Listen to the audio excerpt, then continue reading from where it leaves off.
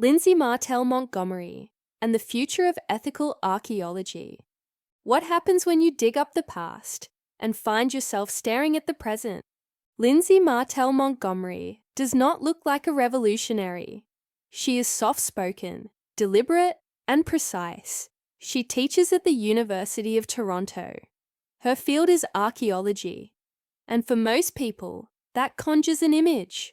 Khaki pants, shovels, maybe a broken pot, maybe Indiana Jones. But that's not what Lindsay Martel Montgomery is doing. Her work is less about what's buried in the dirt and more about the power behind who gets to name it, claim it, and interpret it. I came into archaeology with a curiosity about the past, she says, but it wasn't long before I realized the past wasn't the problem. The way we study it is. This is the beginning of her story, and possibly the beginning of something much bigger. Archaeology, as a discipline, was built alongside empire. Early archaeologists dug up lands that weren't theirs and carried the pieces home. Museums filled with artifacts. Names were catalogued. Cultures were defined. But who got to speak for those cultures? And who was silenced? That's the part Lindsay Martel Montgomery couldn't let go of. We like to think of archaeology as objective, she explains, but it's always been shaped by power, by who funds the work, who controls the data, who writes the final story. She wanted to do it differently, so she did. Take the Pecures Pueblo Archaeological Research Project in New Mexico. For decades, scholars studied the area, its ancient terraces, its irrigation networks, usually without involving the Pecures community. Montgomery flipped the model. She partnered directly with the Pecures Tribal Council. They shaped the research questions. They controlled the data. They determined what got published. When we do fieldwork now, she says, we're not just collecting data. We're practicing consent. That means not removing artifacts unless invited to. That means returning results in formats that are actually useful to the community. That means saying no to grants, papers, or timelines that don't align with tribal goals. This isn't just collaboration. It's jurisdictional humility. There's a growing movement among Indigenous scholars and allies calling for data sovereignty. The idea is simple. Communities should control information about themselves.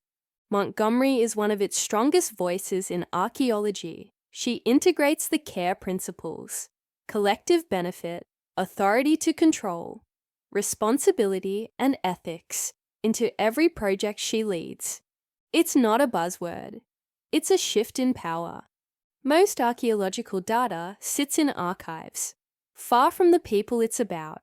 She says, we have to ask why, and who benefits from that.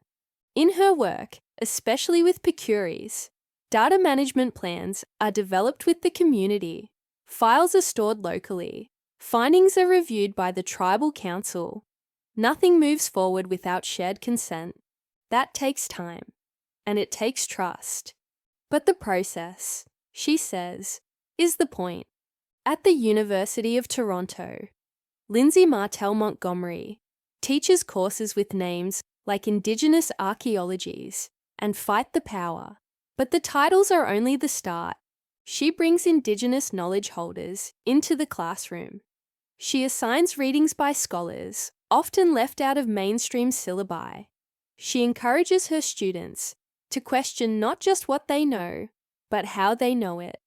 I want students to learn how to listen, she says. Not to speak over, not to simplify, just to sit with the complexity. It's not always easy, but students respond. Many, especially Indigenous and racialized students, describe her classes as the first time they felt seen in an academic setting. And Montgomery is honest with them. This field has caused harm. She tells her students, we can't pretend it hasn't, but we can choose to do better. Montgomery's reach goes beyond the classroom.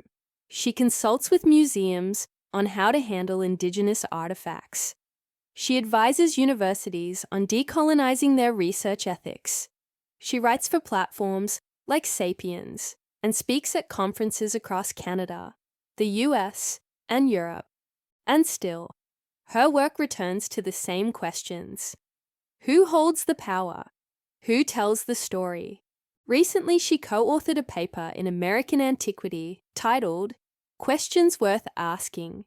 The piece proposes a framework of reclamation, not restitution, not reconciliation, but reclamation, centering Indigenous authority over knowledge, land, and story from the start. Reclamation isn't about fixing what went wrong, she says. It's about reimagining how we work, from the ground up. Of course, not everyone agrees with Montgomery's approach. Some scholars worry about slowing down research. Others say it politicizes the field. But Montgomery doesn't back down. This work makes people uncomfortable, she says, and it should.